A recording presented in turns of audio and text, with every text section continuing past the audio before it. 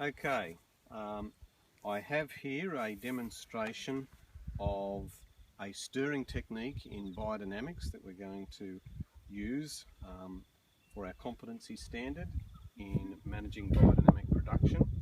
And you'll notice I've got different buckets. Yes.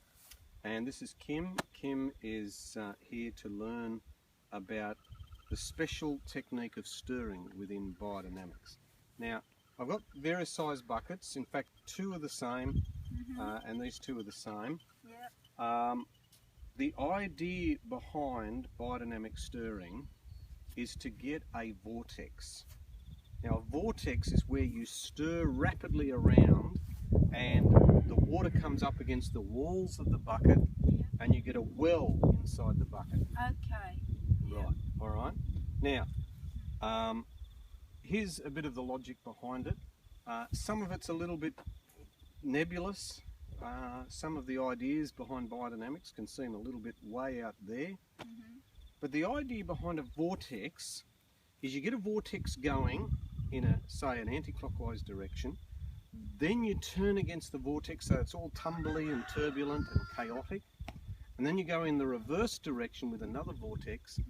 And the idea, there's a number of concepts attached to this. Once you put in your biodynamic preparation, and BD 500 is a typical mainstream biodynamic preparation. You get your biodynamic preparation, you put it in. We're going to pretend that we've just put it in. And the biodynamic preparation, according to the principles of biodynamics, helps to infuse itself into energized water. In fact, people call it structured water. I'm not sure whether I fully understand the physics of it, and there's a lot of people who claim it's fairly mystical. I'm just going to stick to what we know works and let the physics and the metaphysics follow later. But what it is when we do this vortex work, followed by turbulence, followed by another vortex, what we're doing is we're breaking down the surface tension of the water, and according to the purists, somehow the molecular structure of the water is changed. Now, I'm not going to buy into that because I don't understand that physics. All I'm saying is that that's part of the principles behind doing biodynamic stirring. Now, I'll show you what's not going to work first. Have a look at this one here. I stir it around and I get it, and I'm not quite getting a vortex. I'm getting a very shallow well. Okay. And it's not too bad. I can sort of get it down to there.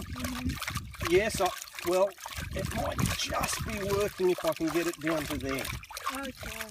Now, notice how you're getting a nice well, and it's going right down there. Yeah. If I do it on this one, Yeah. this one's easier to do. I can get the vortex going,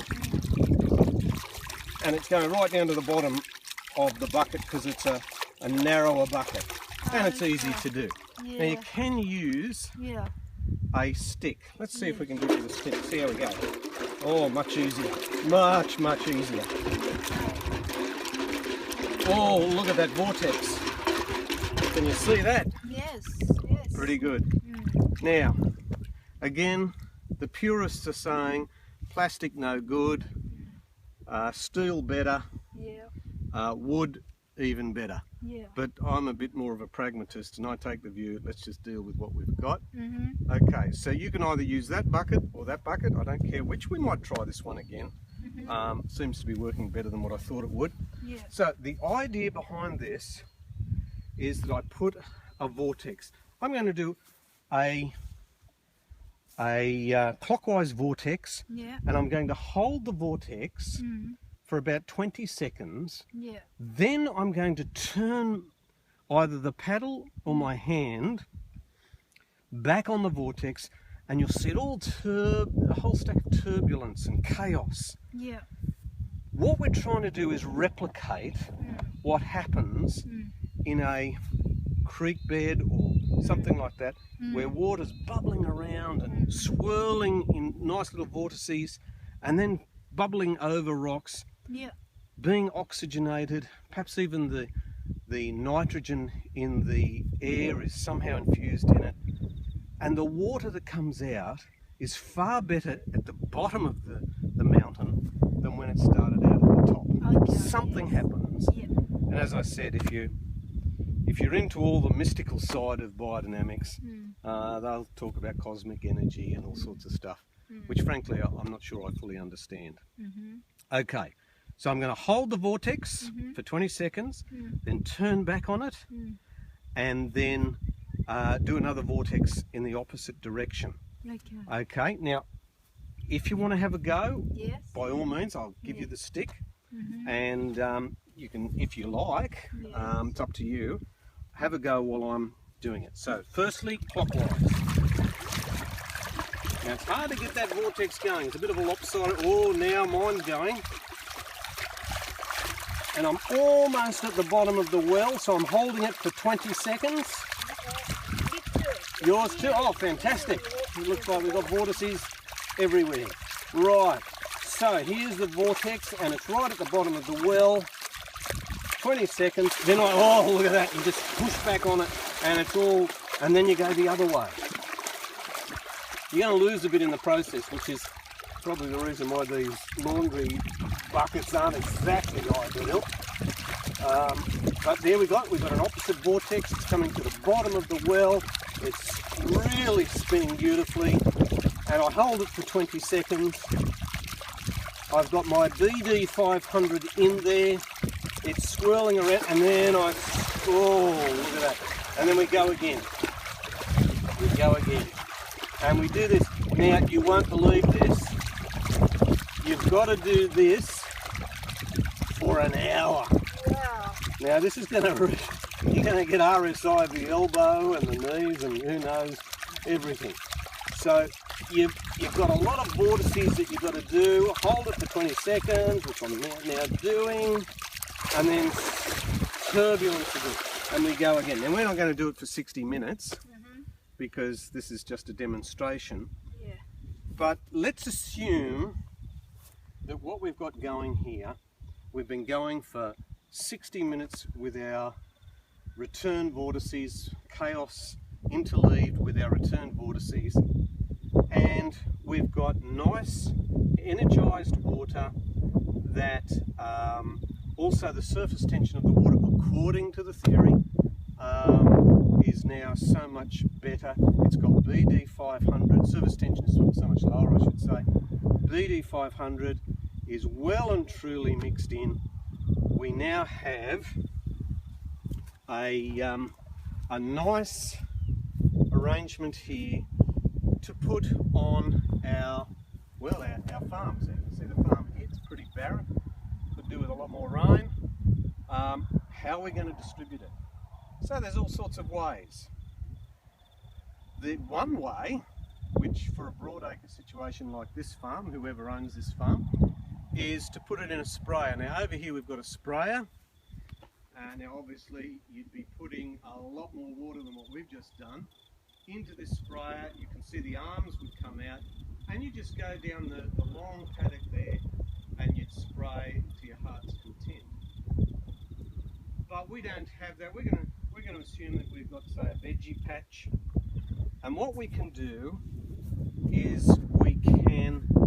the very simplest method is to use this high technology piece of equipment called a brush. Now, everyone knows what a brush is. Here's my brush. Now I'm going to assume that this is my water that's been going for 60 minutes in return vortices, interleaved with chaos, and what I do is I dip my brush in, might give it a bit of a vortex, and I splash it, just splash it. Now the idea is to splash it on bare land. It doesn't hurt that you put on grass, but bare land's better. So if you want to have a go at that. Bare land, like that. Now it's best to do it in the late afternoon, Which which is about now, Yeah. it works better in the late afternoon. Now, you obviously, particularly in a broadacre situation, you're going to take a month of Sundays to get anywhere with that. So you can either do that on a small vegetable patch, or you can have a backpack. I've actually got a backpack, and you put it in the backpack, you pressurise it. Backpacks you buy at the hardware store for about, I don't know, a good quality one would be $40, something like that. And you pressurise it, and you just spray on the area that you want the BD500 mix to be put on. And as I said, for even more powerful and more extensive parts to do, you've got our trusty sprayer on the back of the utility here. Now, the only problem with backpacks and sprayers is the poor darn things get clogged. And, you know, you really find yourself sometimes in a difficult situation where the thing's clogging up all the time. Sometimes it's best to do, to get some very finely granulated BD500 so that it doesn't clog the nozzles in your sprayers, or to have really good sprayers that don't get clogged up as much. So that's the basis of doing a stirring mechanism by putting the BD500 in your water, getting those beautiful vortices going right down to the bottom of the bucket, coming back and it's all turbulent, and then returning in the opposite direction with a vortex, and then followed by chaos, and going for that for 60 minutes. Welcome to BD practices. Help yourself, practice as much as you like. It's a lot of fun, and I can assure you that once you put it out on your vegetable patch, your vegetables are going to sing to you. That's how good they are. So, any questions? Seems okay? It's certainly very interesting. Yeah. Yes. Help yourself to having a go with either your hand or the stirrer. I know that when I had to do it for 60 minutes, I stopped a little bit because it's just very wearing. Maybe if you get people in shifts and you just move around and do it that way, it makes it so much easier. But it's so much worth it when you see the result. Yes. Is there machinery, special machinery? Well, yeah, as a matter of fact, that's a good question, because you do get tired, as you can see, doing this and bored for 60 minutes. Now, the purists would say, don't get bored, think nice ethereal thoughts and all that sort of thing. But for 60 minutes, my ethereal thoughts just float away and I get bored. So you can get a stirring machine. Okay. It's like one of those very old washing machine tubs that a few millennia ago people used to have. Yeah. And it's got a stirring mechanism Yeah. that stops and then comes back and stirs, and it does all the hard work. Oh, okay. Now that's, and you can scale up a bit. I mean, obviously you'd want a bigger bucket than these buckets. You can get them about this round. They're usually stainless steel, mainly because stainless steel is so much easier to work with. As I said, the purists might find that stainless steel is not appropriate. Wood, something that doesn't hold any charge would be ideal. But hey, we're into pragmatic sort of operations here. The other one, if you really want to go up market, if you really want to go, into the deluxe model, there are things called flow forms. Okay. I think And I've seen one. You've seen one? Yes. Yep. Flow forms are great. You might have, they're like little baths, like bird baths, nicely cascading down a trellis arrangement. And the water comes pumped up to the top, and it forms little swirls, and then it swirls around the side. Nice little figure eights. They're called limnuscates, I think is the Latin term. Nice little figure eights, and then they drip down and they do their little figure eights, and then there's a bit of turbulence as they go to the next one, and as they also get into their figure eights, and then you go to the next one, and it goes all the way down to what you've got at the bottom Yeah. is different to what you had at the top. Ah, very It's almost like trying to mimic Mm. the water that's coming down the mountain, Yeah. going bubbling through the rocks and over them and around them and swirling and goes all around and twists around, and finally you get the water down the bottom, and that's highly usable water, different to the water up the top, oxygenated. It's got all the goodies. It's fantastic. Must be good for you too. Yeah, it's good for the veggie patch, particularly in this lovely environment where you can see we've had a bit of a drought. So whoever owns this farm could use a lot more of this stuff. So welcome to Biodynamics.